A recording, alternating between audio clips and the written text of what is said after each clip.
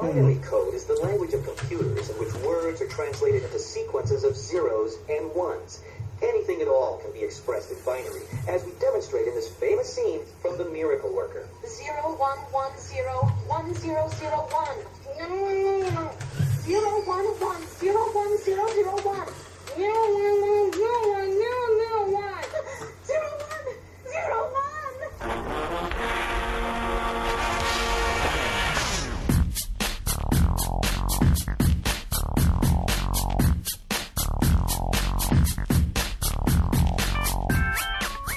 Hello, and welcome to episode 22 of At Your End Step. My name is Morgan, and I'm joined with Jordan. Hey, what's up? And Mike. Hi, we're mocking Morgan. Yes, of course. They usually are. It doesn't usually start this early in the podcast, but you know what we're going to do. I think actually we've been doing that Past the last 3 weeks, 3 or 4 yeah. weeks. Yeah, no shit. We just know what he's going to say. It's so adorable. That's why he's the voice. It's true. Because we wouldn't be able to hold it together. Our intros would be like, poop joke. Poop joke. At your end step. And I would prefer our podcast not be, the similar connotation with fecal matter. Try to avoid that. Well, it depends on how you're taking it. It's like, it could be like crappy, or it could be the shit. So it depends on how you're looking at fecal matter. I sit corrected. Fecal matter doesn't necessarily have to be negative. We actually apologize to fecal matter out there. Oh, I'm sorry. I heard somebody to apologize to anyone who enjoys fecal play. No, we don't. No, we don't want to do that. Just fecal matter. Anyway, so this episode's going to be a little bit different because obviously, our podcast focuses on things like standard and modern, but there wasn't anything that really happened in standard and modern this week. There technically was mocks, and I know that there's some right, exactly. I know there's some lists out there, and once we'll take a look at those and maybe we'll discuss them, but. That tournament, it may not even be worth it because who knows who was actually at the top list from that. Did Kimbo win it? No, he wasn't there. Then I don't Exactly. care. I actually don't care. Clearly. But, I mean, that was a makeup tournament. It will be reflective of some of the metagame, but not a whole lot. And especially with things like, the daily events actually being suspended, which is something huge that happened. Who knows what kind of things are going to happen from that. We are going to talk a little bit about GPDC. Mainly about coverage. We won't really be talking about lists. We'll definitely talk about the winner. And then we're kind of going to move into some... Jordan actually had kind of an experience over the weekend that we want to talk about. And then we have our question of the week that's kind of returning. I know we haven't done that in a while. And then to kind of finish it out with some shout-outs. The usual stuff that you come to find at the tail end of our podcast. So first, let's kind of take a look at GPDC, which was Legacy. Now, it was actually won by Own Turn while playing a blue-white Delver list. Blue-white-red Delver list, which has become pretty popular. It's actually become a little more popular than Rug Delver, which is what we typically see as being the prominent Delver list in the metagame. Now, I've heard a lot of back and forth between Rug Delver and Blue-White-Red Delver as to which one is quote-unquote better. But you can't really argue with the results that this list has kind of put forward. Now, Mike, I know you're probably a little more experienced in Legacy than Jordan and I are. Jordan's actually trying to break into Legacy. He's trying to build elves. It's so flippin' hard, man. I know, that's why I haven't done it. But, I mean, you're doing it, and it's very admirable. If you are a Legacy player, this is the statement I'll give you to some of where Jordan's at. Man, that Nettle Sentinel? That card's really good. Paraphrasing a statement from Jordan this week. So, he's recognizing good cards are good, but he also didn't know good cards were good. So, we're getting there. Yeah, I figured out the combo, and it was literally like, so did you know if you played these cards and then this card, you get to do it again? And it's like a combo. Because I play Standard, there's no such thing as a combo. No, not current Standard. No, there is no combo decks, really. There were, a couple Standards ago, last Standard, there were some combo decks. Yeah, you had Burn the Stake. Before that, you even had Kurt Crane's Elf combo deck. Elf Ball. Before that, you had Splinter Twin, honestly. Yeah, that's true. So combo being dead has been the past couple of seasons, really. Yeah. So it's kind of sad. Combo's kind of fun to watch. I mean, as far as we won't talk too much about lists, but I will say the one thing that I kept hearing on Twitter from all these players doing this. True Name Gnosis is real and may in fact have been a mistake. That is definitely something. I mean, it showed up in a lot of lists at the last Legacy Star City Games event. It shows up here a lot as well, and it's a very powerful card. And I mean, there was an article for it that Sam Stoddard wrote that he said we designed this card for Legacy, but this could be a famous Wizards mistake that could have happened. I don't know if it's that bad, but there aren't a whole lot of things that really deal with it in the format, so that is a thing. I mean, they were going for $70 roughly on site. Yes, 65 to 70, I believe, was the Now, price. this doesn't mean like if you do see one at Walmart, you should probably buy one. But it doesn't mean you can easily make $70 back. No. But still, I mean, the fact that the room was like, "Hey, you want to play this card?" Yeah, A lot of City's people out of said stock yes. at $50. Yeah. So that's pretty insane. And if you find those it's the Grixis Commander deck. So if you find them, Mind Seas, yeah. So if you find one of those, it wouldn't be a bad idea to pick it up. This is very similar, and unlike things like Scavenging Ooze, this card I don't believe can be printed in Standard. You can't print a card like this in Standard. You can't just do that. Maybe you can. I don't know. What do you think? What do you guys think? You couldn't print this card standard. No think? way. No. I mean, there's just no way you could print this card in standard. Yeah, just protection from players. They have strived now for years to try and make. Now, I will say that the only counter to this is hexproof, because I was going to say they've strived to make interactive like creature-based matches, and then they let hexproof run rampant because why the hell not? But this card, I don't know. I mean, there's some ways to interact with it. There are, and maybe in standard it's less fringe to see something like a Golgari Charm, though Golgari Charm made the top 5 cards for GPC. That's true. It's a good answer. But I mean, like, you also have... But Wraths are also more prominent in Standard than they are in older formats a lot of times. That's fair as well, but I still feel like... You're only out to this card as a Supreme Verdict, right?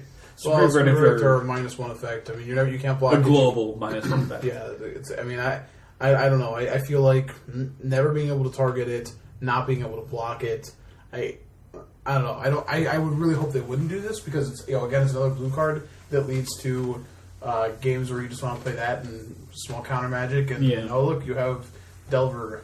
Oh wait, is this in the Delver build? Okay, yeah, that makes sense. All right. Or you have Callblade. Oh wait, and then you also have yeah, weird things that kind of happen in Modern, where it's like, oh, you just got a very powerful Modern Merfolk. I'll take it Modern. I've been building Merfolk. I know, I understand that. I think True Name Nemesis is Modern. So I don't know. I mean, it's definitely an interesting card, and I think the metagame just has a shift to it. I just don't think it's done that yet.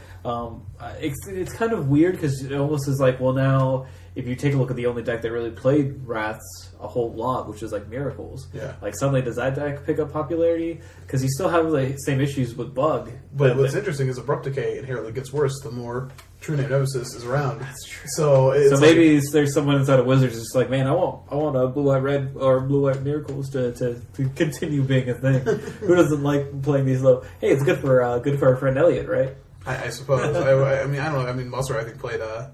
he ended up playing Miracles at the GP as well. Oh, right. So, but I still think... so the way I had this card described like best, I don't remember who it was on Twitter, so sorry for not, citing my sources. But essentially it was like, against the unfair decks, like they still don't care about True Name Nemesis. Like, it presents the same clock that Tarmogoyf presented. Sure. But against the fair decks, it is the most unfair card. So like Bug just can't do anything about this. Like they could hope to Liliana it, you know what I mean? But that's about it. I mean, that seems brutal because, like, I don't know. I feel like when I see combo decks, I'm like, oh, that's cute and adorable, and it's just like this doesn't seem like a whole lot of fun because you're just like, hoping to get your combo off first before the other guy if they're playing a combo deck. Or if they're playing against a fair deck, you're like, oh, it doesn't even matter. I'm just going to do things that are unfair, and it's going to make you kind of sad inside if you don't have any ways to interact with me. So to have something that doesn't... but to have something in the format that's introduced that only affects, the fair decks, then it's just like, well, what are you trying to push here, Wizards? Like, where are you trying to shift the metagame? Because this card is a metagame shifter. But, I mean, you see decks like Bant become more popular, and those are just creature-based decks. So that's kind of interesting where we see this show up. But yeah, so we do see that the three amigos, if you will, Owen Turkball, Reed Duke, and Hugh Jensen have now all won GPs in the past year. So clearly, we just have to match their stride and really form a strong friendship and a bond, and also be amazing Magic players. And then we can win just some GPs, guys. What do you say? What do you think? I was actually waiting for the perfect moment to do this. I got us each our own inscribed Rings of Power. Oh, that's amazing. Oh my god. Sauron's gonna be pissed. We could wear the well. We conquer our GPs. I really hope our so. dream GPs, because that's not I going mean, to that's fine. It's okay. I mean, GP60 in March. Well, Let's do it. You know what, though? Big shout out to Columbus native Riley Curran for going X3 and missing top 8 by a bunch. Yeah, well, by a bunch. Like, he could have X2'd. Like, I believe he was in a winning in for top 8 based on breakers. Just got show and tell right out of the game. Yeah, that was pretty awful. I feel bad for him. Yeah, Riley's definitely a solid guy. One of the masters of elves, along with Chris Anderson. And as far as I go, what? I was talking about like the one ring joke, and it's like Riley's the master of elves. She gets the ring of power. Listen, too. he plays that deck real good. All right, real good. Anyway, no, he is definitely someone that you can talk to about that deck, and he would be able to show the ins and outs, 100%. That's who I'm talking to. Exactly. And he hasn't opted you too hard, right? Well, no, I asked him how to play the deck, and I asked him how to sideboard, and he goes, well, let's not talk about sideboarding until we know how to win with just the main board.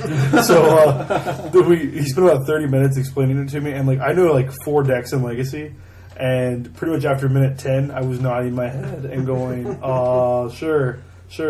But he's a great help. Like, I didn't see so many combos or so many things you could do until I talked to him. And he's just like, oh yeah, like then this, and then you start thinking on your own about the deck, which was pretty sweet. So definitely a good guy, and definitely glad that he did. Probably not as well as he would have hoped, but well. Yeah, still a good showing, and he's been pretty good at being pretty consistent. He came in 33rd at the Invitational, which is kind of awkward, but still very strong. And I hear they got cash for that still. Yeah, I did hear that too.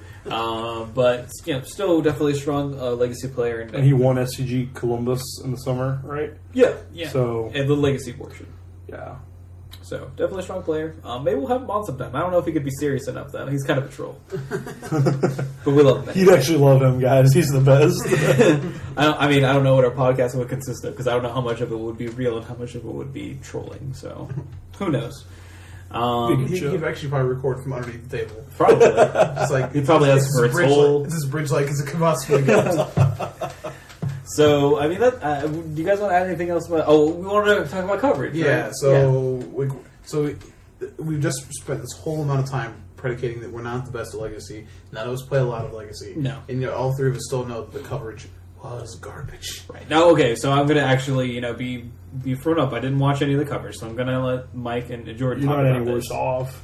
I was probably better for not watching any of it from what I hear. Okay. Marshall Sutcliffe. You were great at tableside interviews. You were terrible in the booth. So he's going to play this card, which will probably deal 3 damage to an opponent. Oh, is that what a lightning bolt does, Marshall? Thank you for your input. Well, okay, I don't know how much you can criticize him for small I get annoyed by those comments too, but it is still supposed to be catered to the newer players. The problem is you're dealing with a format that inherently can't cater to new players. Right. And I mean, I don't want to give him too much of a pass here. Commentating on this format is hard. You know what I mean? If you're doing standard, like right now, I mean, you have 5 sets with the core set of cards to look at, and within those cards, it's probably about half those cards you're ever going to see play in a major tournament. Right. You know what I mean? So you don't have to know as much, but you have to know a ton to sit in the booth for Legacy. I'm sorry, if you don't know the format, don't sit down. Tell them you need someone else to do this. Don't try your best because you sound dumb. Yeah, absolutely. I mean, what was Dave Nolan's example was, we're watching Riley play against the show and tell deck, and the guy and Marshall goes, these are 2 really non-interactive decks. As Riley's opponent leads off with Thoughtseize, and then Riley responds with, next turn Cabal Therapy, which are both very interactive cards. Well, not Thoughtseize. Show and Tell does play Thoughtseize. No, the Show and Tell. They were playing interactive. Yeah, Show and Tell can force a will and protect its card. Yeah. Sorry. You had. Riley Thoughtseize and Cabal Therapy. Sorry. Yeah. Probably a Cabal Therapy. You have Thoughtseize too. On the sideboard.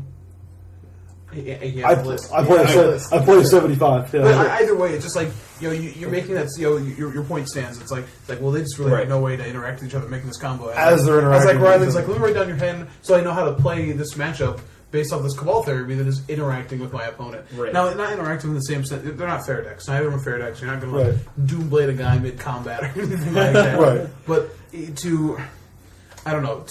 I think because Legacy is so nuanced,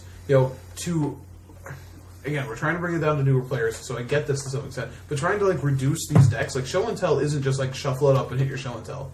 Like you are crafting the hand to do it. You have to be intimately aware of board state, everything you're playing around. I mean, having sat in the Invitational a few weeks ago and played, I mean, the highest level Legacy I'll probably ever play. You know what I mean? Against pilots who are much better than me. I made some mistakes, didn't play around things I should have known. But I was like, say it was a Geist Draft, the Stifle that I talked about, where he stifled the Exile trick on the Angel token. I had never seen this interaction before. These are some cards. They're cards I know what they do. What? I remember that story, but what? But I'm just saying, like, I know what Stifle does in a bubble. I know what Geist Draft does in a bubble. Right. But until you see certain cards work together, until you see certain decks play against each other, you can sit there and say, well, okay, like in a combo match, I want to mulligan into a hand that has like a Thoughtseize and a Force of Will, right? But then, like, I play against a combo deck that I kept a handful of discard spells, and he's like, well, here are these ley lines, in the opener. I haven't played that matchup enough to be like, oh, right, I guess I should have tried to give a better balanced hand. You know what I mean? And this may seem obvious if you're good at Legacy, but the problem is these coverage commentators are worse than what I'm describing. They're just like, the combo decks, they try to go off as fast as possible. And, turn 3's a good time for them, yeah. Yeah. Sometimes they go off on turn 2. Well, that was one of the things, because, like, Rashad was like, yeah, an Elves deck has a really hard time going off on turn 2. I don't think we'll see him win this turn. And that was it. Like, he didn't throw his co-commentator any kind of lead. His co-commentator didn't even pick up the slack. They were just like, yeah, excellent point, Rashad. Yeah, and I think Mike kind of hit it on the head when he said that Legacy is just not an easy format to understand for new players. And what commentators are supposed to do, they're supposed to break down the game, make it easy to digest for people who are watching. And they may be people like us that know the game, very well, very intimately, or they could be new players. It's only. Are you saying that's who they're breaking down for? Yeah. Okay. Sorry. Yeah. So that's what that breaking down is for, and like we obviously get annoyed with it. Like, well, we know this. We know what's going on. Maybe even better than what the commentators are presenting.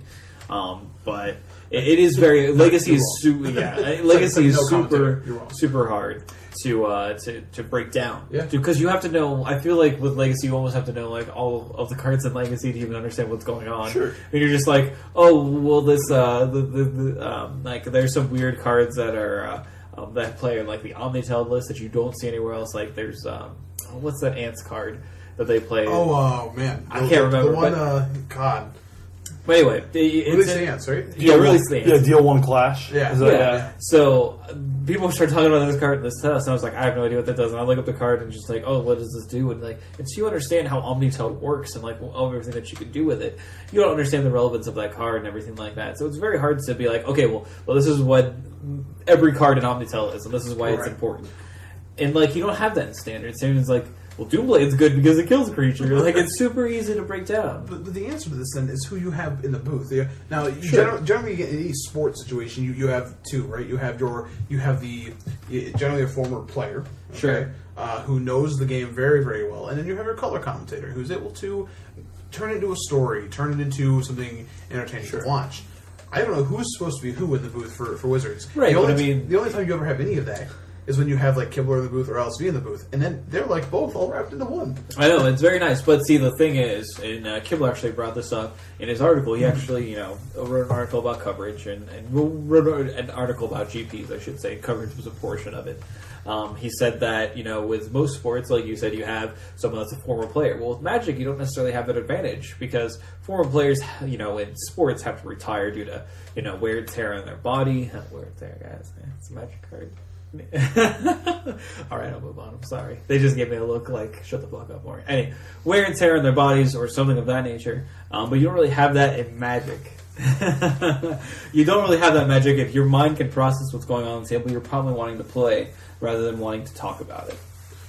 So I thought that was a very good point. What's the counterpoint to this, though? Why does somebody who just retired decide, so they retire from the NFL, okay? Sure. And they're like, Ray Lewis did this year. High-profile player, won 2 Super Bowls, made a ton of money. He's on the Xbox One commercial right now. That guy's making bank. Sure. Why? So what draws him back to ESPN? Because they're going to pay him? Because they're going to pay him more buku bucks. And at some point, Wizards has to... this is the problem with the system. Like, Wizards, we keep saying, and when I say we, I mean the community, the collective Magic players, it was the same problem with the Moda thing. Well, it's like, well, Wizards really needs to fix this.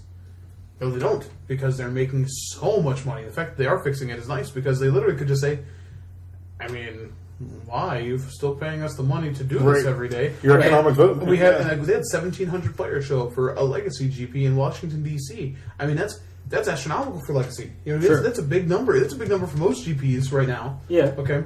Heck, there was a thing. Kibler posted a picture. I think it was his own like Planeswalker points thing or something. I don't remember. But like, he's played in a PTQ. Or no, he won a GP. I think it was Toronto, one of the early GPs. He won a GP that has many players in it as day 2 of this GP day. But like, it's so huge. So it's like, well, you need to fix this and get better people on here. And Wizards like, well, why? You're coming here in record numbers. Why should we care? And it was frustrating is that I shouldn't even think that. ESPN makes a ton of money, and they try to better their content every day. And I would hope that that's not the stance that Wizards is taking. But it sort of feels like, but like seriously, you had Chris Pikula in the booth for the Vintage Weekend. Yeah, that's the voice you want in there. I mean, That's true. I mean, he knows every card. You know what I mean? He's even on some cards. Actually, what wasn't like I think he was like talking about. Let me look at Turnwald's list here. Yes, that would be 4 Meddling Mage in the sideboard. Correct. So. And it was a funny Twitter interaction. Someone told him to look up the Gatherer link to Meddling Mage. He was like, never. Because awesome. The funny thing is, Meddling Mage was originally his invitational card, but has now since been reprinted And Alara, with different people on it, which is awkward. In the Alara block, they did it. Well, it's actually a woman now, which is even more I awkward. mean, granted, she's a lot better looking than Pikula could ever wish to be. So. Well, I mean, like that's our preference. I don't know. Nah, I don't think. Yeah, anyways, Not even. All right, fine. Sorry, Chris Pikula. I'm sorry to all the Chris Cools out there. And I was really, no, obviously you can't just ask him to do this because he wanted to play. I mean, he wants to qualify for the Pro Tour again. He wants to get in the Hall of Fame. Yeah. But you got a bunch of these Hall of Famers who have kind of got back into the game. They're not going to everyone. You know what I mean? We're going to European GPs. Why wouldn't you look at like Frank Carson, who's been going around and be like, hey man, you're already going to this Pro Tour. You know what I mean? Are you planning to go to the next Pro Tour? Sure, okay. You don't care about Platinum. Yeah. Here's money to make sure that your Pro Tour trip is easy. Come to our commentary. Right. Why wouldn't you have that happen? That's the credibility that needs to go up. And then, we're still going to get bad statements. You know what I mean? Sure. I mean, in our show chat, as Riley's playing Elves, like, he casts Cabal Therapy, and his opponent goes, okay, turn 1, grab Trigger's Cage, passes the turn, and, like, Riley goes like, Elvish Visionary passes the turn. I'm like, well, why didn't he flashback his Cabal Therapy? And I'm like, I'm trying to go through all the things that Graphics Cage does, and I'm like, oh, well, in addition to, because I knew it turned out, and I said this in show chat, I was like, I knew it turned off Zenith, and I knew it turned off, this and the natural order and all that, but in my mind, it was just like, oh, that's good enough. I didn't even think about the fact you couldn't cast spells. Yeah. Maybe those little things are going to happen, but I don't pretend to be an expert, like I see, or the interactions of those decks. No. So. And I don't know, it's kind of weird because, like how much, like you take a look at ESPN, you take a look at like their broadcasting, and you take a look at all the money they probably make from their broadcasting. Obviously, with broadcasting on Twitch, I don't know how much. I don't even know if they make any money from that. Necessarily. Obviously, they make money from the GP. They don't run enough commercials to make enough money. Right, exactly. Like so 80% of people it's kind of awkward. Like obviously, Wizards makes money from other outside things, not just from streaming. And you're all right. I'm good. All right. I'm sorry for all the headphone listeners that Jordan is coughing directly to the mic. No, I'm just kidding. So I'm sure it's just an issue of money. Like I don't know how it's kind of an awkward. issue of money though. I mean, they make So for example, the logic there is that you're never going to make the commentary better, so you're never going to get more viewers to make the advertisements impactful enough to make the money. Sure. Look at our own podcast setup here. We did. We had feedback saying, "Hey, we should sound better." So Jordan goes out and fronts the money and gets this nice microphone here. We start podcasting together, which when you guys drive up here today or I drive to your guys' house, that's real gas money. You know what I mean? Right. True. No one's paying us that money back yet. Yet. You know what I mean? Potential sponsors, hello. Listeners. Announcement of announcements are really good for marketing here. but in all seriousness, it's not, the idea is that now obviously a podcast is different. We're doing this for fun and hoping that we get some impact out of it. But like for them, like they're gonna have to front some cost and get some real. I don't know. The complaints have been there about all these people the whole time. Like, I mean, I personally can't stand listening to Rich Hagon. I can't stand listening to the man. I can't. Going back to when they were the World Championships and they're drafting Modern Masters and they're going over the the various builds in Modern Masters, and it's like Goblins. Goblins focuses on, in this adorable British accent, Goblins focuses on small creatures that attack in a swarm. I'm like, well, it's weird. What? I don't know. I mean, I can understand. What? I can understand the complaints about them oversimplifying things, because you can't just go with it like a general idea. Like, everyone knows what He American read football. what the card I says. understand. He read the little cubes. That's like it's up on the screen already. Like, I'm not watching commentary if I'm blind.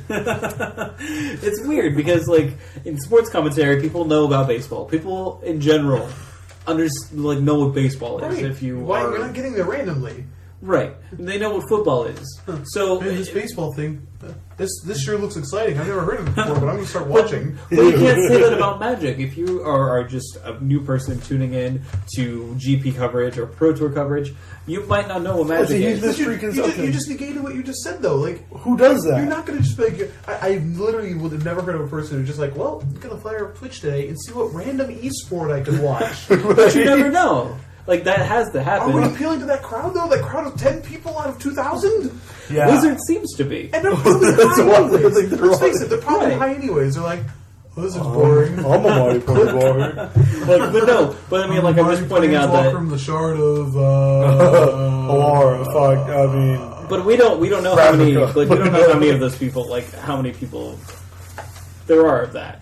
We just don't know. We don't have those numbers. Neither is Wizards, I don't think. Okay. Obviously, most of the people are probably experienced with Magic, but you can't just safely assume you're doing a that. very Okay, stop playing devil's advocate for a minute and answer this question. Seriously, how many people are you think are randomly doing it?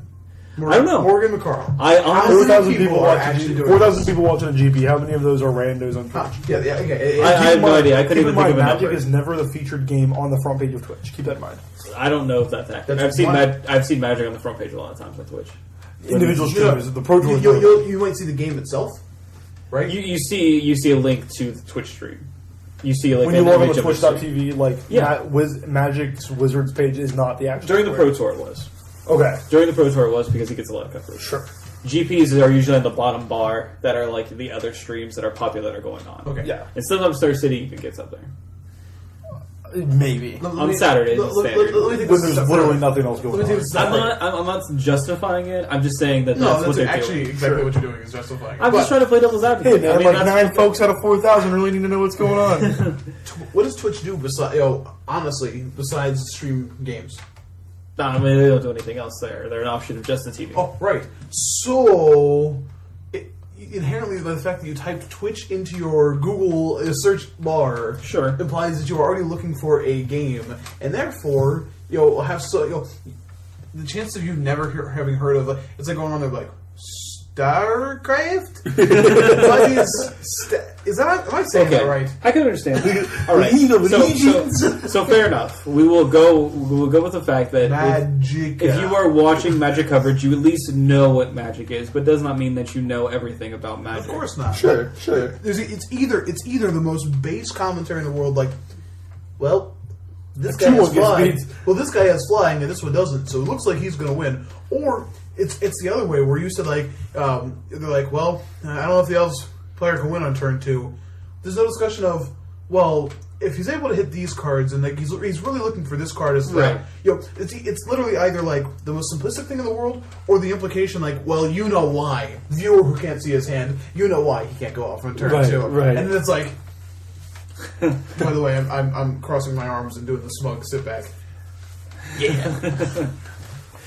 So, I mean, I can understand. And I definitely understand all your points, and I agree with all of your points as well. I'm just trying to make the discussion lively. And I think that when we really think about it, how long has sports coverage been around? Like, I mean, Monday Night Football's been an institution since the 60s. sure, and watching football like that. So that's been around for Radio coverage since the radio and sports. Exactly. Like, oh, we can talk about this while it's happening, and you'll feel like you're here. So Magic coverage itself has been around for a fraction of that time. So obviously it's going to have Also, some we should growing give them pains. 80 years. Is what No, you're saying. well, maybe. Who knows? I think that it's definitely something they have to put money in, and they definitely have to pick the right people. I think you hit the nail on the head. when you said that we would rather have a Pakula than a Sutcliffe when we're agree. watching Legacy. But if we're watching Limited, then I would rather have a Marshall. No, that's fair. That's fair. So you have to Like play. they do that. Doesn't seem No, like no, no, they it does fucking not. play. Can I vote for never a Mendenhall? Like, never a I want to Mendenhall. go back to your metaphor here for a minute, though. So, like, life on this planet has existed for billions of years. And by comparison, humans have only existed for a fraction of that time. So give us a couple billion years before you decide that we're terrible and are destroying the planet. I'm not saying that what they're doing is going to necessarily increase their happiness of the people that are watching. I'm not saying that. I don't even think it's. I don't even know if we're worried about the happiness of those watching now. I think we're in full on retained viewership mode. Sure. Because I don't know if you noticed, but when Kibler says things on his blog, People listen. stuff gets done. I mean, So it is written. So shall it be. it's And you're that's not Kibler, wrong. not the word of God. Oh, is that what it is? Yeah, you're not wrong, and I definitely don't disagree with that fact. I don't know. I mean, it's easy for us to just be like, yeah, just throw money at it, just pay people to be there and be the correct commentators. But I don't know what kind of financial situations Wizards is in. That must be dire straits with how little the game has grown in the last few years. I understand that they have definitely had market growth within the game. The way I see it, they used to run TV commercials. They don't.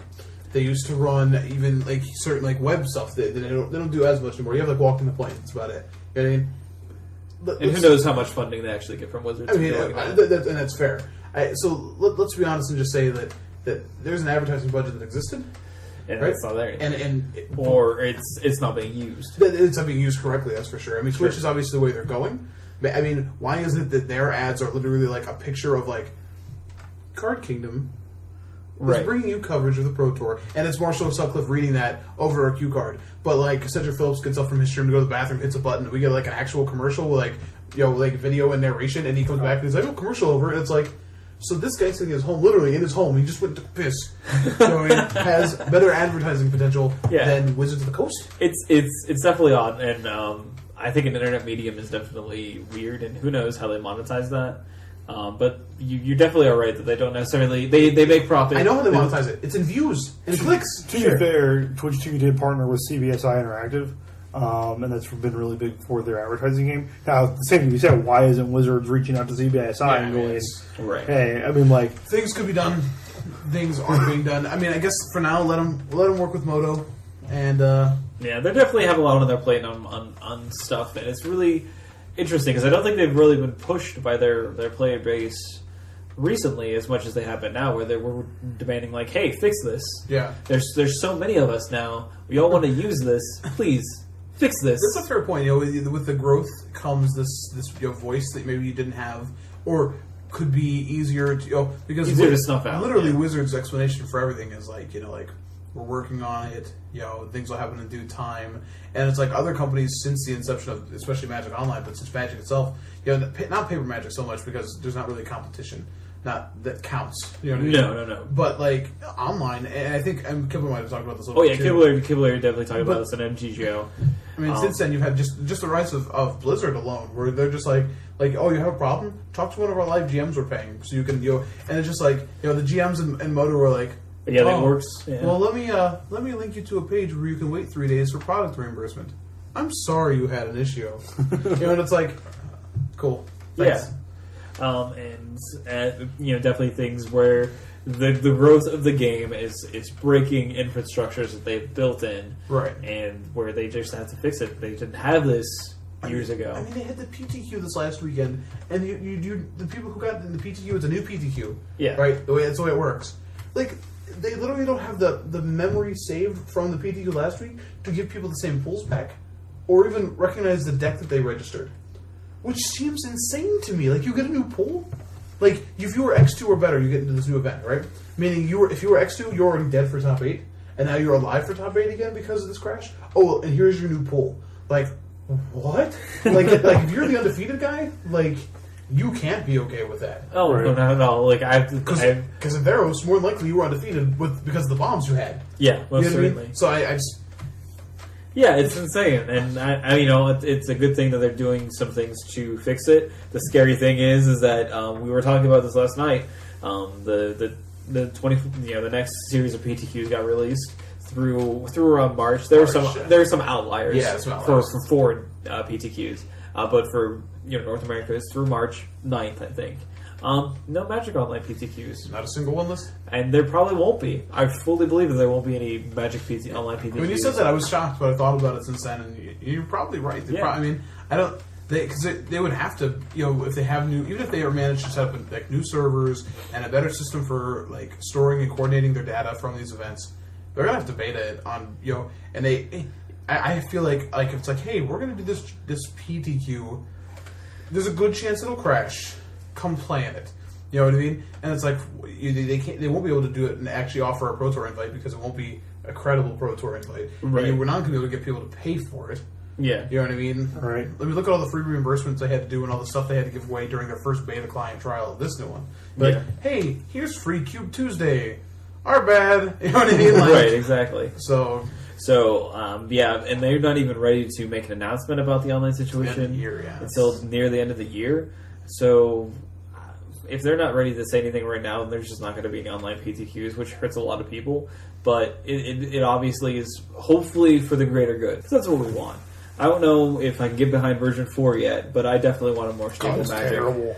I just sound terrible. I said this before, but I've grown accustomed to the beta client space. If it ran fine on my, machine that can run things, run high-end games fine, then that would be great. But it doesn't for some reason, and I don't know why. Probably because the computer's a whore. No, computer's not a whore. Oh, no. It has all this shareware, No. altswares. It let me push its buttons, and it didn't even try to You've stop never me. even touched my computer, so Did you overclock that hard drive? I overclocked that doesn't even make any. You overclock a hard drive. You overclock a CPU. A CPU. No, Sorry. you turn the fan faster with your finger. I don't know what you do to your computer, but it seems very pleased. I plugged I some cables overclocked the hard drive. What are you missing about this? I plugged some cables into your motherboard. Oh, wow. Hey. Okay, we're getting too deep here, guys. We gotta get out. That's what your motherboard said, too. This has got a RAM joke here. We're missing it. Yeah, there's gotta be. I don't know. Anyways, so we kind of rambled to the We did. So you have coverage. Obviously coverage is. I feel like for months that's all everyone's talked about, and then suddenly had a demand to improve. I actually think Star City Games does a really good job, surprisingly, and I think that Wizards should take a note out of their book and actually encourage people to want to commentate, which means giving them money. So give people money. They're also employees. Like they. Some of them are. Most of them are. Or at least writers. I agree that most of them are at least. But writers. a lot of these guys would be playing. I mean, like an Adrian Sullivan, that guy would normally be playing, but they pay him the right amount of money to spend his time doing that. Right, I mean, exactly. Cedric Phillips, he could be playing every time he does. They pay him the right amount of money. Well, they also have him under employee. But I'm still saying, like he would rather probably be playing. if he said, he's the editor in chief. Like, I said, I want to play this one. They could probably be like, well, okay. But they have this planned out. They have this planned out well in advance as well. Very true. Their commentators are going to be like Star City uses that as an attraction. Like, hey, come to this event. Oh, by the way, these people are going to be there. Right. And then for a lot of people, that makes a difference. You know Yeah. what I mean? And Wizards just kind of like, well, the usual suspects of trash will be here. Well, that's the thing is with in the StarCraft background, there were tournaments that people will be familiar with the name Day 9 or like TJ Wheat or something like that. There would be tournaments you wouldn't watch if there was a no-name commentator. Like, I love the game of StarCraft more than I probably like Magic, but I wouldn't just sit and listen to two nobodies cast StarCraft. Having like a Sean Plott or like a DJ Wheat there would just made tournaments happen. I'm much more apt to watch if Cedric Phillips is catch team with Adrian Sullivan or Osip. Right. But like when they're like, oh yeah, Rashard Mendenhall and what's the heftier African American guy's name? Are you thinking of Rashad Miller? Rashad Miller, yeah. Rashad Miller and not Fat Albert. So like Rashad Miller and then like Marshall Sutcliffe for like. I don't know, I'm not watching that. But anyway, so on to I didn't mean that like racistly. It didn't come out that way. we want to transition. Oh man, how many people were you offended with this podcast? I would just, sorry, everyone. Let's go ahead. And, So are all ethnic viewers, apparently. This is not meant an offense, and actually in humor, so hopefully that's not offensive. Moving on. If it is, you're not wrong. But If it is, hey, and you don't want to listen to us, that's okay. I guess. We'll miss you, seriously. So we'll go ahead. We'll transition over into there was a PTQ. It was a sealed PTQ here in Columbus, and none of us played in it. We instead played in the IQ, and the IQ was rough. Mike, I know, had to leave early. Jordan and I went X2 drop. Because I'm used to losing at this point in time due to my work schedule, and I haven't been able to play a lot of events lately, so I'm a bit rusty. What? Did you say incompetence? I did. I am incompetent at playing Magic. That's correct. So I'm stealing the credence that you lend to this podcast. I'm sorry. We even each other out, right? That's bad, right? Because I'm like tilting about one direction. You two are weighing it down on the other side. Jordan's in the middle. I would like to say that Jordan's in the middle. Jordan's on the edge about to jump in. Yeah. Well, that's kind Jordan always quit Magic on Saturday. So that's kind of the story. So Jordan, kind of tell us your mindset of what kind of now there is an article about this on AtYourEndStep.com. So I do still encourage you to read the article. This is a bit more of a, kind of an in-depth, first-hand, sort of verbal account of it. Yeah, so Saturday we played this IQ. If you read the article, you'll see, I won't detail that like I did in the article there, but I haven't been playing the best Magic in the past, month. I haven't been playing as much as I have been, but the times I have been playing have been, 0-2 drops or 1-2 drops, and generally pretty frustrating. We were all sitting down and kind of having, this little team meeting before the IQ started, mostly complaining about how it started late. Wasn't much actual play going on. We're sitting there talking about it, and I just made the offhand comment. I was like, if I go 0-2 drop, I'm probably going to sell my standard cards, by the way. And everybody's what? That's dumb. And I think everybody thought I was kind of kidding. But in my heart of hearts, I was really freaking serious.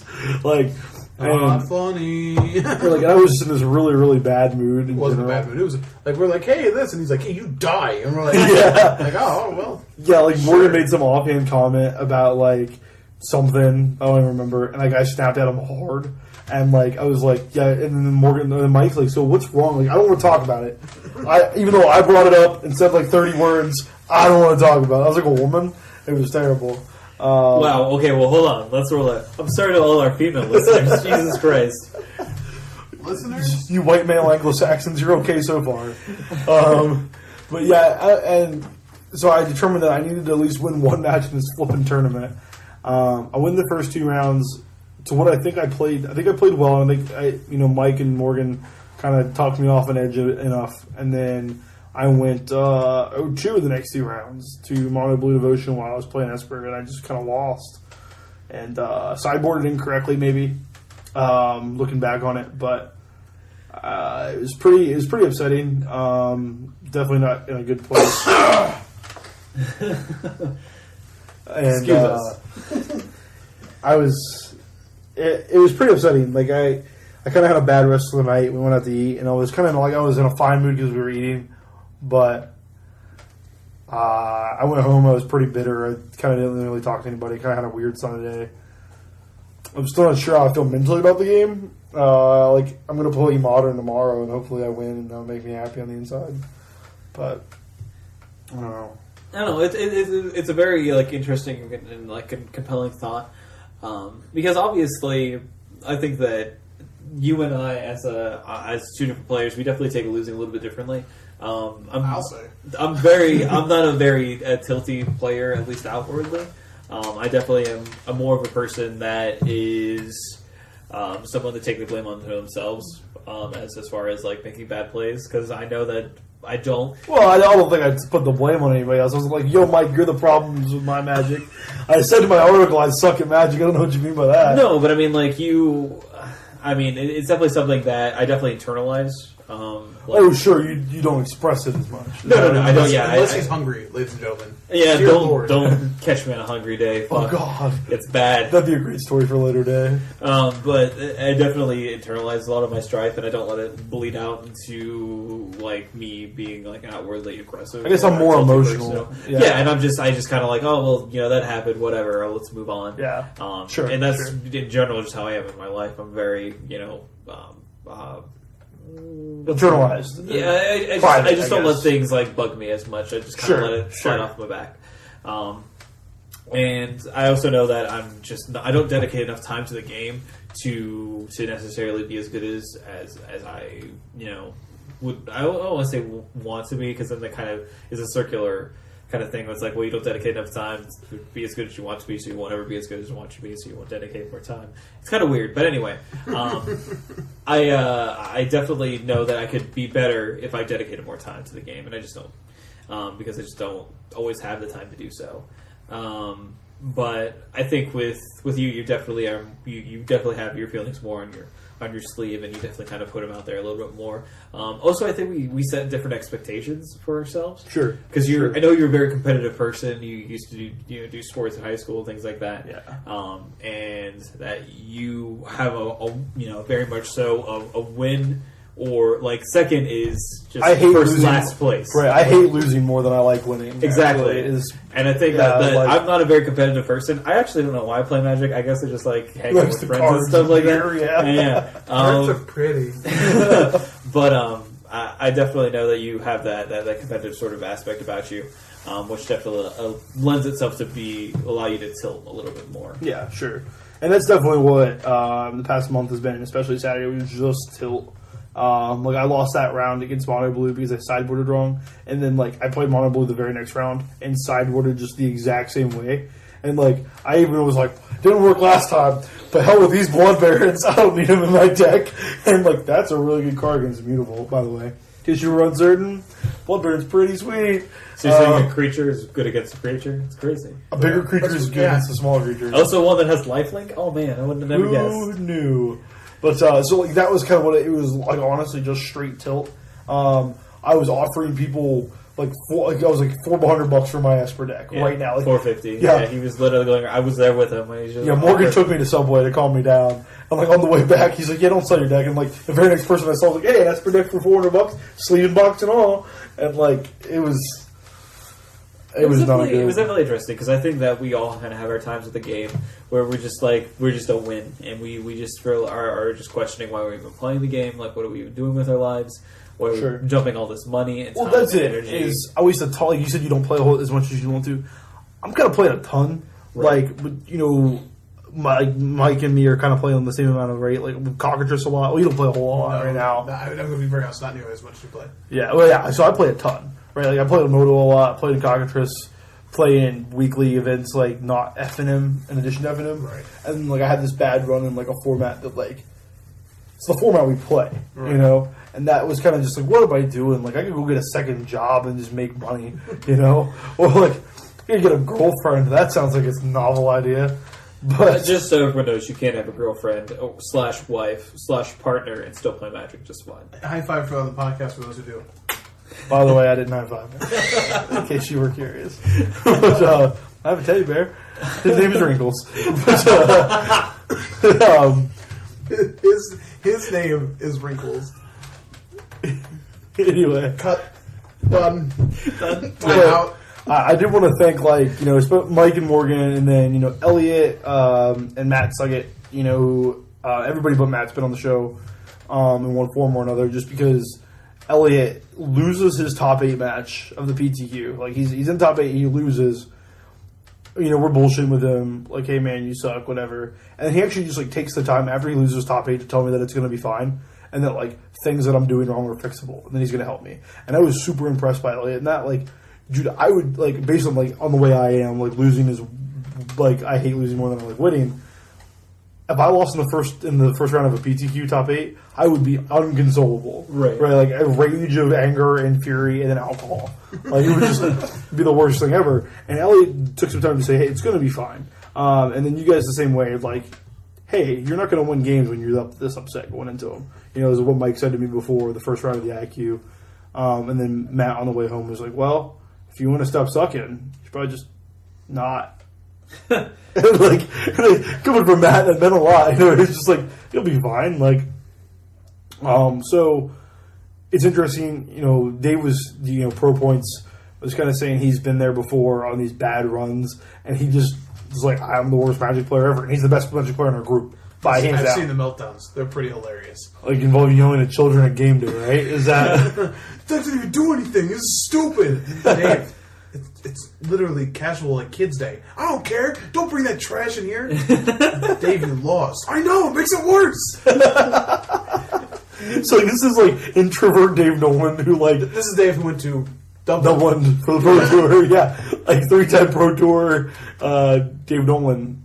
Yeah, so that made me feel a lot better. And on the way to Barley's, like, he had like the most awkwardly timed thing. He goes, "Jordan, do you want to be my Padawan?" I was like, "No, Dave, I don't want to be your Padawan." And he was like, "But I want a Padawan." And we just had a lot of chuckle. And I mean, they said that Anakin Skywalker is too old to be a Padawan, and you're definitely older than that kid. yeah, Yeah, So- you definitely are. So- You would so turn to the dark side. I'm just saying. yeah. So I'm going to take the floor here, seeing as Sure. my moniker is Big Tears, and I got it honestly. You know, Right. I'm sitting there listening to you, and I listened to you on Saturday, and I knew exactly where you were because I got there myself, and so Right. I got the nickname. And there's something I want to talk about, and you had mentioned it before. And when you get to this point, when you play this much and you test this much, I think for you, first of all, like I played this game for a very long time. Whether it's competitively or not, I played the game for a very long Right. time. So for me, I don't feel the compulsion to like be immediately better. Like if I'm actually trying to get better at one time, whatever else. But I feel like you have like sort of tried to skyrocket, so to speak. Like you're like, I just started the game like 2 years ago, and now I should be the best. It's not ever even. been. Well, the thing is the group that I hang out with. Like, It's I hang out with you and Dave. It's a and group of good players. Right, It's a yeah. group of good players. Like- And me. Group of good players and me. Morgan comes every once in a while. Yeah, I see him right. pretty much a podcast. That's all. No. But the idea here is like there's an arrogance that comes with this, and you mentioned that as well, where you sit down from an opponent and you look at them and you're like, well, I should beat this scrub, or you look at them because they're a kid and you're like, well, I should beat this kid, and then You get bashed. when you don't, Sometimes they just have to lava axes. oh man, but in all seriousness, like you lose games to land screw, you lose games to you misjudged your opponent. They're a really good player. Some people try to slow roll you like that, like oh man, how are you doing? Like, all right, go, and you're like, well, wait, just what happened? There's like a cloud now, you know what I mean? And the problem is though, I'm going to be very blunt here. I would assume those matches you say you should win because of how a player was playing or whatever they were doing. The arrogance you're feeling in that moment and the anger that you're feeling because of it probably blinds you to the fact that they're not as bad as you think they are, or the matchup is not as good as you think it is. Every person sitting across from you does not have a net deck. They can be playing similar. We can look at our one buddy who's getting back to the game, Beecher, who's playing Devotion, but he's playing Blue Devotion, and you could play that match entirely wrong. Because you're like, oh, it's Devotion, and then you get Cyclonic Rift, and you're just like staring at the board, and you're like, well, that's, you're in your rage, you're going to go, well, that's BS, I shouldn't have lost that. In all reality, that's the card that's going to win that match for him, and it turns the tide of the matchup. In the IQ, I played now, I was on the best side of mine either that day, my wife was sick, so I was kind of hanging out to go back to the hospital. But my round one, my opponent played 2 Soldiers of the Pantheon on consecutive turns off the planes, and I had a choice on what removal spell I was going to play, and I decided to play around Brave the Elements because I assumed he was on either the Boros or the white-black aggro deck. So I played a Lightning Strike, keeping my Magma Check safe from the, I want to keep the Scry trigger, okay? His next turn proceeded to play a Temple of Silence, okay? And I was like, oh, okay. And then in the next turn played another black land, or Swamp, I think, just a Swamp, I think. I don't know if it's Swamp or Godless Shrine. Either way, and Hero's Downfall's my guy. This is totally a different deck than I thought I was playing against, and he plays Obzidot the next turn, and I needed the Lightning Strike to be able to kill the Obzidot, because now I have a 2 damage burn spell that I can team up with another 2 damage, it wouldn't let me trade, and I made that mistake early on in the matchup, okay? Now, older me, okay, big tears me, would be like, well, I just didn't draw what I needed to draw. But I was really happy. I didn't win the match, but if you've talked to me afterwards, I said, oh, I already knew that was a bad matchup, and I played it incorrectly based off the information in the first hand. Okay, that could be bad luck. Like, man, well, he had that opener that just looked like this, or well, I should have drawn. It happens. You've got to really, the thing I can say the most is really clearing your mind. We had a comment on your post where that was the gist of their idea, was also telling you to kind of clear your mind. The other part about also playing perfect sounded way too much like a Wedding Crashers rule for me. Like, no excuses, play like a champion.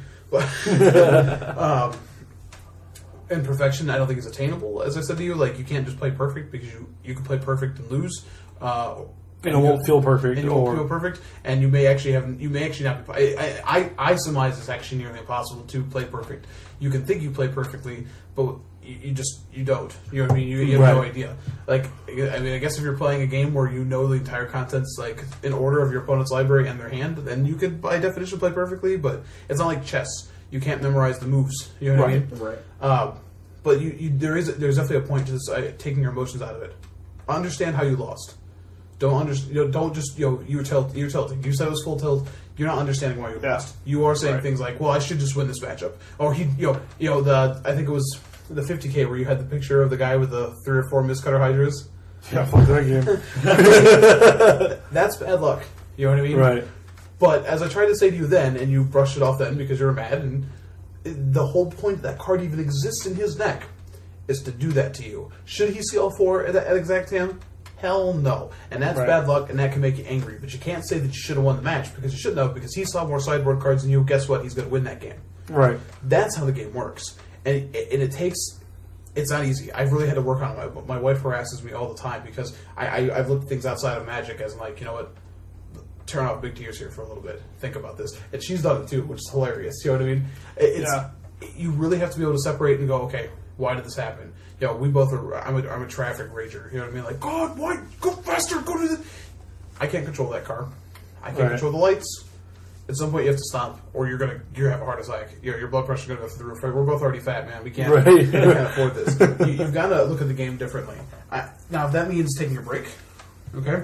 I mean, if you're gonna take a break from the game, this is the time to do it. This is the time of year where you'll see family. You'll have ostensibly less chances to go and play anyways. Right. It's also the time of year where we'll probably be at your house more, though, because it's cold outside, so, you know. Right.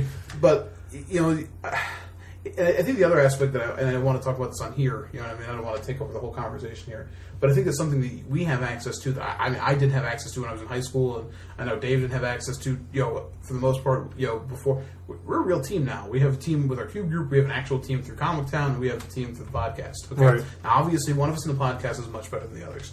Obviously, one person in the Cube group is much better than all of us. Okay? Yeah. And ostensibly, the Comic Town group as well. Okay. Right. And that one isn't me. That's definitely Dave. I'm the best one on the podcast, right? Is that... No? Bankroll, son. Yeah, you gotta have results. Yeah, this game's Back it negative. So $100 isn't enough to... No, it's not. It's not. You got about I gotta pay taxes this year. Yeah, that's nuts. Of income greater than 500, which feels like, yeah, I did this. Oh, shit, I don't have to do that. But in all seriousness, like, I think sometimes you also have to remember that, you know, you're going to have your bad runs, but if you're playing for the, you know, we're doing this as a team, right? We test as a team, we let cards out as a team, we discuss theory as a team, okay? We went to 4, or might have been 5 out of 6 PTQs in the summer, and that was exhausting. And I was bothered. There was a couple I was in a great situation in the top 8. That was my goal. Didn't do it. My only top 8 in the PTQ still is a Return to Ravnica sealed tournament. You know what I mean? And I feel like I'm much better constructed than I am in Limited. So that bothered me. But when we go out this huge drive, and then Dave comes out, who's tested with, he's borrowing our cards, and he goes and wins a PTQ in the same format we've been testing for weeks. That's cool. I mean, you've got to look at it in that way as well. You know what I mean? Like, if we're testing, and you know, the last few weeks it's been, you know, myself and Dave who've been doing pretty well. Well, hold on. You know what I mean? Your testing will show off, and you'll be able to turn that corner too. You know what I mean? Right. There's so many choices to go in with this. You know, the deck you're playing. You know, maybe it's just not the right deck for you. Dave, like Asper said, it was a great deck. Refuses to play it because he doesn't like the magics. Doesn't like playing that type of magic. You know what I mean? And up until now, you've never played that kind of magic before. Right. Control decks are not fun to play. Okay, they're awesome when you're winning. Miserable when you're losing. That's the thing, man. Okay, because you have every answer in your deck, and either you draw them all, and you're just like a god. You're just like, oh, did you think we were playing Magic? Oh, I'm sorry. Counter this, destroy this, draw all these cards, gain this life. It is the best feeling in the world. Right. Knowing no matter what you play, it doesn't matter. But when you draw 2 Thought Seizes against your opponent who already has 3 creatures in play because we're playing mono red, and you just want to throw your deck across the room, it's the same deck. You know what I mean? And you really haven't played that much before. Mid-range has the ability to do that, but you're still your game plan is to still play a creature and attack with it. Right. That isn't your game plan, and that's for until the end. You know what I mean? Right. I would say, I already told you. I told you to play something really crazy for FNM just to have some fun. But maybe start looking at other decks. Definitely don't sell your deck right now. I mean, the fact that you were even considering that when we're a month away from the standard PTQ season, when the staples go up in price, like that, you're just looking at bad value, bro. Right. But maybe look at some other decks in the standard.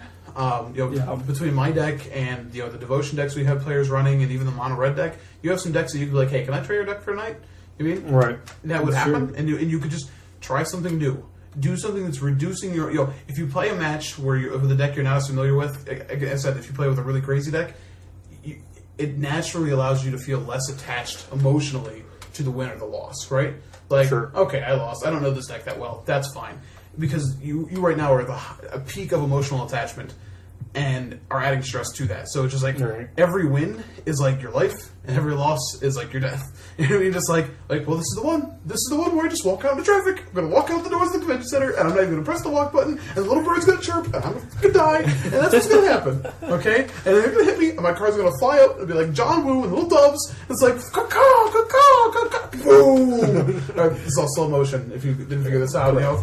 I mean, you'll get more air than you've ever had in your entire life. I mean, that's for the best. But I can't jump, so there's that. Got that going for me. But all seriousness, you've got to do something to reduce where you're at mentally with it. You've got to take a step back and say, okay, not to stop assessing how you're doing, not to get, you're going to get upset about losses. I mean, you are. I mean, there's it wasn't a PTQ. I think it was an IQ where I had to play.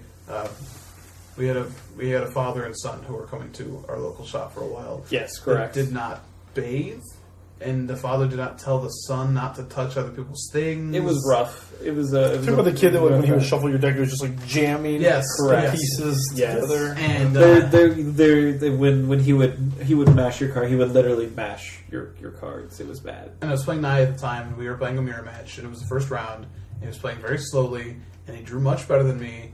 And there was 70 or 80 people in the room, because it was full. We had tables everywhere, so it's hot, it smells, and he finally ends up this bonfire area. He ends up bonfiring me out. Like, I went outside of the comic town and I screamed curse words. I mean, all the smokers were out there staring at me, and I'm just like, ah! You know what I mean?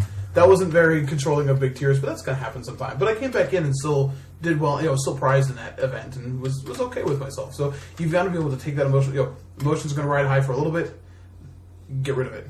Wash it away. I don't like the idea of totally ignoring. Like, okay, this is every match is another match. Play better than the last one, but understand why in a game level, not why in an emotional level. So the question needs to be, why did I lose that? Not like, why is this happening to me? Because that's what the question is right now. Is why is this happening to me? Sure. Not why is the game going like this.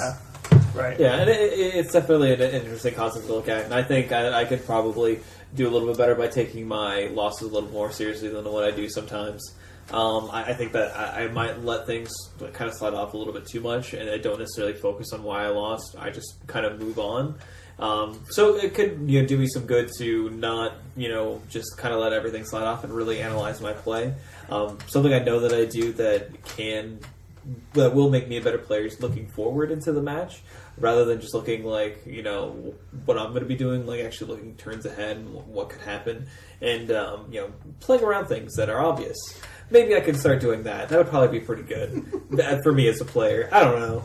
But Morgan made a very bad block in the IQ. That's true. He didn't play around pretty much the only card that he should be playing around, and probably lost to it. And it was like, oh, okay, that's fine. And for me, that's probably you're probably right. For me, that's way too far at the end of the spectrum. Like Jordan's all the way again. See, maybe I'm the one who's actually in the middle of the boat. Maybe because Jordan's all the way at the one end, about to jump in with the while he's hugging the anchor. I'm no, I'm in the middle. Who's like, all right, guys, calmly assess what's going on. Don't let big teams get the best of you. And then Morgan's on the back of the boat, where the bar is. He's just lost another one. Another drink. I'm pretty casual about it. Well, yeah, because our walk to Subway, if you've ever been to Columbus Convention Center, Subway is forever away from the Magic area, and forever away or people forever away. It's a pretty good distance. It's a good walk. Okay. Yeah, it's a fair distance. Have you ever been to the food court there? No, I know. Okay. I knew the answer to the question. I'm just okay. And I'm still kind of fuming a little bit. I'm just bitching, and Morgan's yeah, I mean, whatever. Maybe you just take a break. Maybe do something else on Friday. Whatevs. I mean, who cares? And Morgan and I come from such different mental backgrounds that I can't even understand. I'm I want to kill a small child right now, and you were just asking me to go do something different on a Friday. Morgan's maybe go home, put on some records, real vinyl, okay, vintage headphones, and just you have to listen to your music in analog. You can't listen to this digital bullshit. What are you doing? That's why I have anger problems. Right, clearly. you hear the true hum of analog, then it'll calm your soul. See, he tries to hide it, but like you just like talk like that, and the hipster just comes pouring out. Just comes He has right out. dinosaur shoes, by the way. But yeah, they have dinosaur bones. Oh, is that because they're older? Like he's had them before anyone else has had them? Yeah. I've had them so long that the actual icons on them have decayed and have now become just bones. Correct. You got me. Genius. No, but that's definitely something that I can improve on. Also, like a horrible thing that's happened to me, and something that I kind of might write about, is that like things outside of Magic have just caused me to not be able to play Magic as much as I used to. And like This cat's very controlling. that's very true. He is demanding. But like, what road you take when that happens, like when work or what have you changes how you play Magic, like what do you do to counterbalance that, or work with that? So that's something that is happening to me right now, and it's work related. It's not anything like tragic or anything like that. So I don't want you guys starting rumors. But no, it's just work and my work schedule changed. So it's definitely hard for me because I know that I'm not going to be playing as much paper Magic as I might want. But I will probably be shifting over to Moto, which is just a terrible time to do that. So, yay! Great! 5311s for days! No! But, and that's how I want to, focus on, potentially trying to improve my game, is through that avenue, because I won't have F&M, or, regular testing hours, just because I work, later than most people that are in our group. So, hopefully that's where I'll be able to focus that and maybe get a better balanced, what's the best word? Better balanced, Breakfast.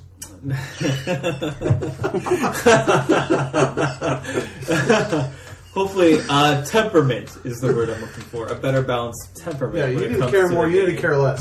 Yeah, we should just The hell? trade. I don't know. I guess it's a good thing that we have this, though, so we can analyze it and see how different people view the game. And I'm perfect. So Correct, Mike. You don't need to do anything. So we'll go ahead and kind of move on here. We'll skip on the question of the week at this point in time, just so we'll save that till when we record next. We'll just kind of move into shoutouts here real quick. Yeah, to be continued, exactly. Now, being that next week is going to be a holiday week, we likely will not be podcasting at this next week. So sorry. We'll definitely spend time with your family. Don't listen to our dumbasses. What are you doing? It's Thanksgiving, guys. Come Don't on. tell mom and dad about us. Yeah, don't. Please don't. I'd like to take this moment to apologize to turkeys everywhere because I'm going to violate so many members of your family. That doesn't sound appropriate. Well, I'm going to eat them. Turkeys? Okay, that's fine. You Turkeys. jive turkey? No, Anyway. not jive turkeys. You know how hard those are to catch? Dancing and grooving all over the place. Regular turkeys walk up to you, and those ones got like you have to hunt with their disco balls, which I mean That's very makes difficult. it. Where is that? I Right. mean, it's not. It's just not sensible. No, not at all. Like this anyway, conversation. let's get off this. Let's get off this topic. Now we do have some new content at AtYourEndStep.com. That's also where you can find all of our Twitter information, everything like that. That's definitely up there. So please check out both Jordan and Mike have articles up there. Please read them, comment on them. Do they really depend on it on a daily We basis. just want to know you read it. That's Yeah, all we that's care all I wanna about. You have a bunch of like likes. I was like, It doesn't cool. even. Did you like the title? Like, what did you like about Right, it? yeah. So just please, they definitely want to have a discussion about the ideas that they're presenting. Jordan's this week was about his tilting, and mine was I was just ranting about what if the BCS was like Magic. Yeah, And, yeah. So if you have no interest in sports ball, you're going to have no idea what's going on. But I mean, I've read both articles. Both are really good, and I guess I definitely do. and agree he's with you. contributed nothing. yeah, So, Morgan's posted a month ago. Yeah. Listen, I like I said, I'm not a writer. Like I do want to attempt at writing an article, and I will probably have Mike look at it, make sure I don't sound like an idiot.